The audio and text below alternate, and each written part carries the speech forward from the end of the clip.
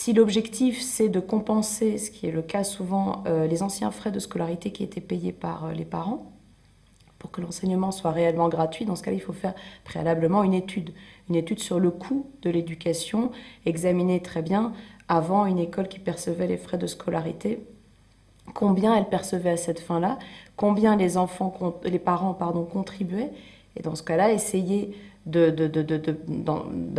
de préparer une formule de financement avec un montant qui permette de compenser ces anciens frais de scolarité payés par les parents. Notre subvention dépend d'effectifs d'élèves. Lorsqu'on a beaucoup d'élèves, on a beaucoup de subventions. Mais nous, chez nous, notre effectif est 184. Donc notre subvention est trop petite.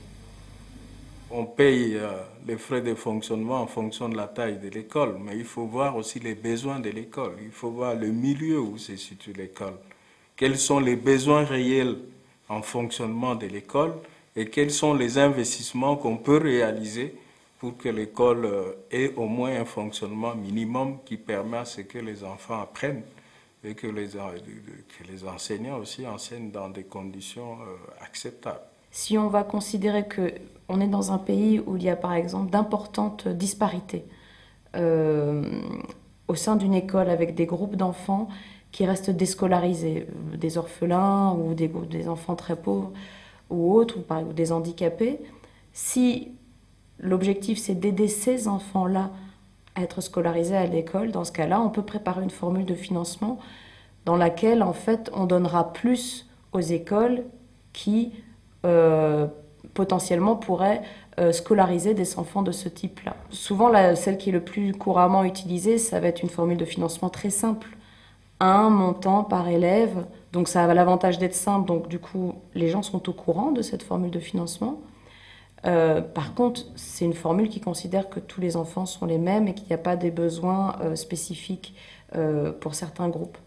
Il y a d'autres pays qui ont fait des formules beaucoup plus compliquées, mais dans ce cas-là, des formules beaucoup plus compliquées, c'est très difficile à suivre, c'est difficile de contrôler, et c'est difficile pour une école de savoir combien est-ce qu'elle doit recevoir et de planifier son budget. Si elle a comme objectif d'amener à plus d'équité, il faut tenir compte des besoins des élèves et des écoles. Si son objectif est surtout la gratuité, on peut imaginer que ça suffit que chaque élève reçoive le même montant. Donc ça dépend des objectifs, ça dépend de la disponibilité des données, et ça dépend également aussi du montant qu'on peut libérer dans le budget. Car pour vraiment répondre aux besoins des écoles et aux besoins des élèves, il faut parfois que ce montant soit relativement élevé.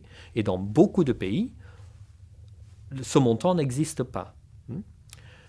C'est pourquoi beaucoup de pays ont opté pour une formule simple. On donne à chaque élève le même montant, mais à côté, on met en place des programmes compensatoires qui consistent à, par exemple, donner de la nourriture aux élèves les plus désavantagés.